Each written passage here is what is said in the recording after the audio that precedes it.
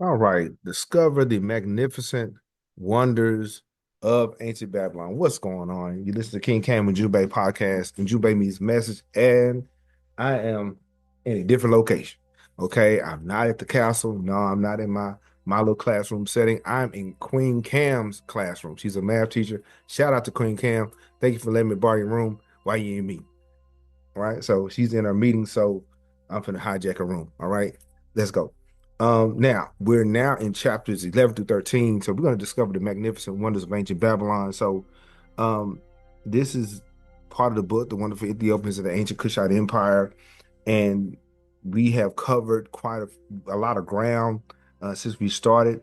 Thank you guys for rolling with us. So now she's going into Babylon and she's presenting the Kushite influence on Babylon. All right. So, but now, so the question is, why did she call it in her book the land of marvels? And why was it called that? See, so she basically opens up by describing the rise of Babylon as one of the most important cities of antiquity. And so it's known for its wealth, its sophistication, and the grandeur and all the people and all the cultural influences. And Babylon is presented as the epitome of the Kushite Empire's success. That's what that's debatable because Kush is and Kemet is the epitome of success. So, but she explores the history and details the emergence of the Sumerian and Akkadian empire. So, let's get down to it. So now this is the map, fam. This is the map. Uh, on one side we have the boundaries of Babylon, Elam, Assyria, Hittite, and Kemet on the left over there. This is, and then also on the right we have Babylon as an empire once it took over those regions later on. But all these nations here were active at this point in time in 1200 BC. So all these nations were getting down, and they were trying to solidify themselves as a world power. Okay, so but what does Kush have anything to do with this? What does Kush have anything to do with it? So now the architecture, okay, architectural marvels and urban planning in we're talking about the Hanging Gardens, the Lion's Gate, which you seen on the picture, in Babylon's sophisticated urban planning, which included well-organized streets, water management systems, and monumental public spaces. They had the room, they had the resources, so they built. Okay, so we have to understand that they had their culture intact. They had their culture intact. They had the sciences and all these things. But where did they get them from? So the Ziggurats, which serve both religious and social purposes, drawing comparisons between the pyramids of Kemet and other ancient African sources. So the Ziggurats that you see uh, is more of a modern form of the ancient version of the step pyramid that Grandmaster Imhotep built. Okay, and she also talked about the the advancements that weren't merely products of Babylonian ingenuity. It came from Kemet, and so um, and not only their architecture did, that their religion did also. Okay, so but I'm gonna read a little bit of that. So I got the book. So she delves into Babylon's religious importance, describing it as a sacred center where the people worship the pantheon of gods and goddesses such as Baal, Anu, Enlil, and Marduk. These names I've heard quite a few times. When you listen to the History Channel, when they talk about Babylon, they talk about their deities also. Nabu. Babylonian religion as a spiritual system deeply influenced by Kushite beliefs, especially in the reverence of cosmic forces of nature. But now, Babylon's famous deity Marduk, as well as various other figures, were linked with Kush. Okay, how so? How so? All right, I'm gonna get to the book. I got the book right here, and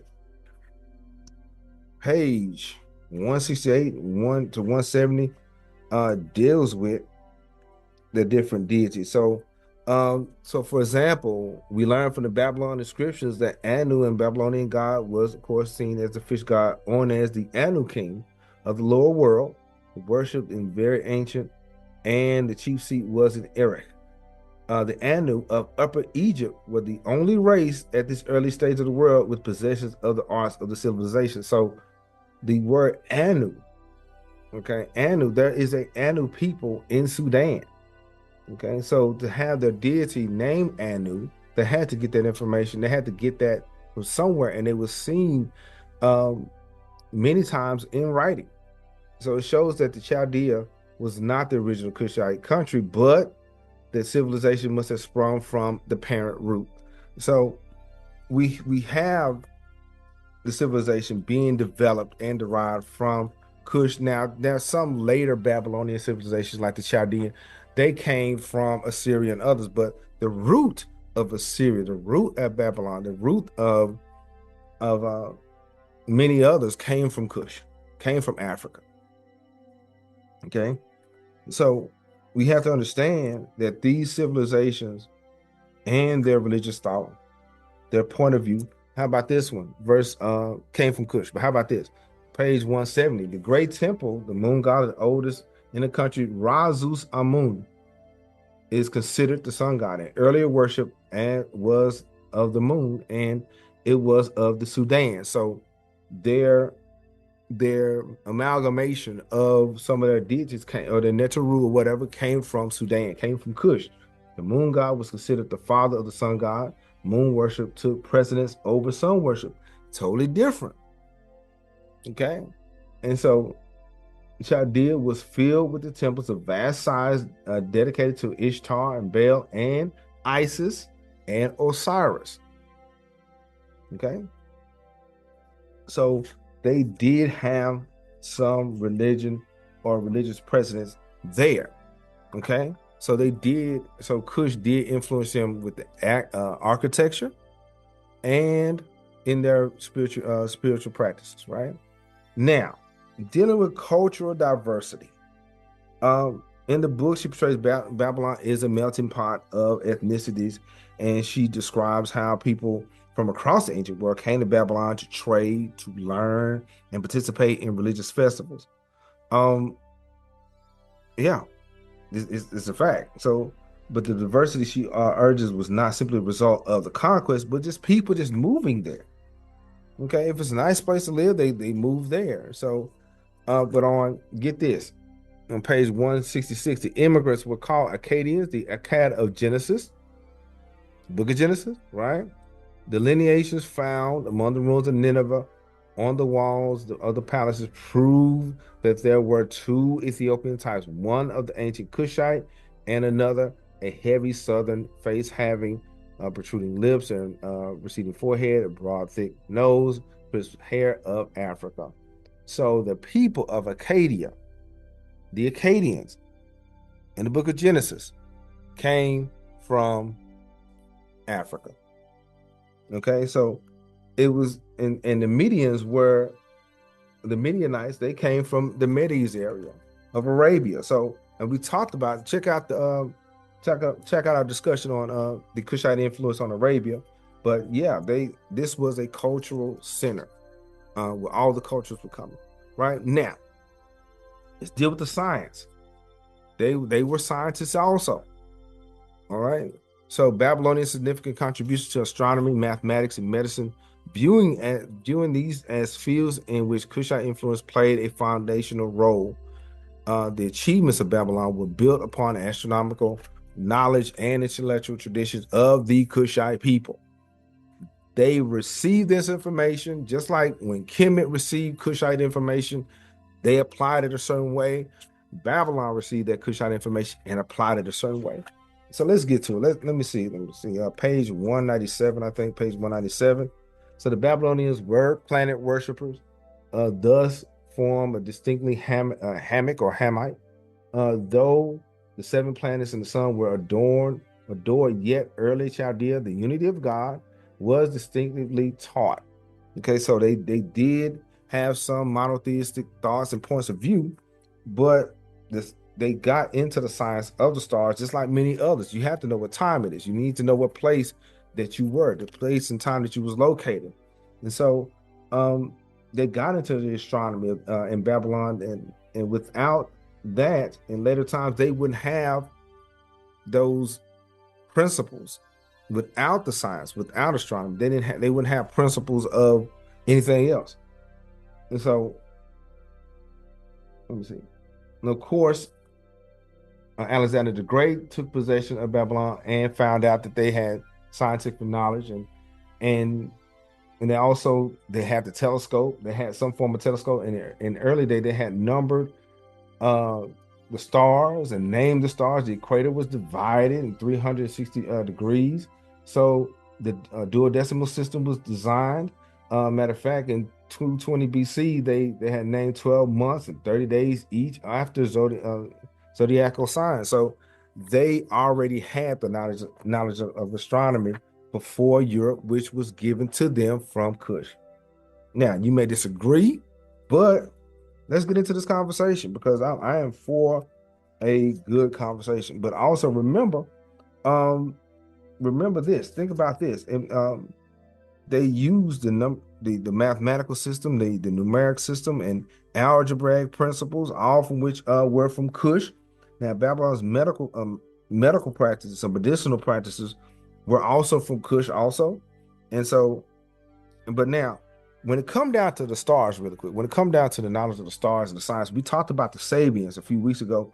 Let me know if you want us to talk about the Sabian kingdom and the stars. So we may have to get into that. So, but yeah, Babylon did have knowledge from Kush, and they was able to deal with the stars and maps, and deal with mathematics and geometry and all those things. Let's go. What about language? Language, literature, and law. Language, literature, and law. See, we have to discuss the fact that they inherited a lot of this stuff. We have to deal with it. They was front loaded with a lot of stuff. And so coming from Africa, and it can be found in those areas of Babylon where it has some African influences. So the use of the cuneiform writing is notable. And of course, Houston mentioned that African civilization already had a form of writing, which we already know. Okay. And so the Babylonian language of the literature, legal codes has African influences. Babylon's use of the cuneiform, as I mentioned, was influenced by this development. So we have to realize that writing was not a Middle Eastern kind of thing. A lot of people would like to assert and believe that the writing that Samaria and all them had, they invented that. They brought that. Somehow it didn't evolve. Somehow it just came out of thin air. That's what a lot of Europeans like for you to believe, right? But somebody's out there asking me, what about Nebuchadnezzar? What about Nebuchadnezzar? What about him and the others? Yeah, let's get into it, because we can't just negate the fact that they didn't exist. They did exist. They did have empires and they did rule, but did they come from Kush? So we already know that the architecture was Kushite, right? That the science was Kushite. Now, you can disagree with me if you like, just let me know. But now, what about the kings? What about the rulers? What about them, right? Let me get to it. Especially their most famous one, Nimrod. Yeah. The scriptures, the Bible even says that Kush begat Nimrod. In the Table of Nations, in Genesis chapter 10, they talk about Kush begetting Nimrod. Okay? And of course, he has his lengthy reign upon the earth. The beginning of his kingdom was Babel, Erech, Akkad, and Calneh, and the land of Shinar. So the Bible authenticates the Kushite claim. So now, even if, for example, even if we wrote off, even if you say, okay, the architecture was not Kushite, okay, fine. Even if you say the science was a Kushite, okay, fine. But their founders were Kushite. Okay? Yeah. And so thus, this authenticates the fact that Babylon Chaldea, the Ur, Assyria, many others were from Kush. Now, over time, they evolved for sure, just like Kemet evolved from Kush, just like many other places evolved from Kush, but the foundation was African. Okay, thus, so Rawlinson says Nimrod set up a kingdom in Lower Mesopotamia that attracted the attention of the surrounding nations. We talked about different cultures coming there, right? And so the people that came there, came from the sea. The early settlements were upon the coast. The land of Ur was a primary capital. Nimrod was king of the city there. And of course, we know the story with the Tower of Babel, okay, where the confusion of the tongues took place. And so, and she continues to say that the strength of Nimrod's character and the greatness of his achievements were remarkably indicated by varieties of testimonies in and around the ancient world. So Nimrod was that dude. Okay. Nimrod was that dude. And in the Arabian tradition, Nimrod played a conspicuous part. Orion in the Arabian astronomy bears his title. So he was that guy. So yeah, we can talk about Nimrod and him if you want us to engage in that conversation, people. Let's talk about some of these Kushite kings outside of Kush. Let me know in the comment. Let me know if you want to have that conversation. But yeah, the architecture was there, the science was there, and the foundation of rulership was Kushite. Okay, let's go back into the law, right? The language. The Code of Hammurabi is said to be the oldest legal document neglecting African customs and law that were in effect eons before Babylon. I said that earlier, but look, a lot of people, especially in education, would like to pin the Code of Hammurabi as the oldest document. There's older documents, and they was found in Africa, but they got to figure out a starting point for them, right? So some would assert the cuneiform is older than the Meta-Neter. If I come with that, let's have it. Let's talk about it. All right. So this small piece of literature isn't older than the established hieroglyphics of Kemet and Kush. It is not. It is not. Okay. Now, and of course, the famous literature of the famous Epic of Gilgamesh. This was a very good story. Okay, I read it last summer, and it was a pretty good story. It was about it was about change and self-development. But that was a great story, and that was one of the great literatures, and that the Mesopotamian world had. So I think that we gotta give Kush its due, that Babylon was founded by Kush. Okay, so we got to get into it, right? But that's all the time I got. All right, coming up, the Queens of the South, or the Ladies of the North and South. That's coming up this fall. Not this fall. I'm sorry, this spring. We're almost done. Goodness, we almost done, y'all. We got like one more session before this segment is over. Before we're done, we got one more before we're done with this book, y'all. All right. But yeah, our next book, the first female pharaoh, Sebek Neferu. The link is in the description. Now, what's next? We will finish with India, Hindu Kush. You heard it before, right? And for more ancient Kush, let's check out Sister Danita Smith, Yahya Shabaka, and Home Team. Here's some books: Arabia and the Arabs by Robert Hoyland, Babylon by Paul Krezek, Syria, the Rise and Fall of the World's First Empire, Persians, The Age of the Great King. So you just got through here and discover the magnificent wonders of ancient Babylon, founded by Kush.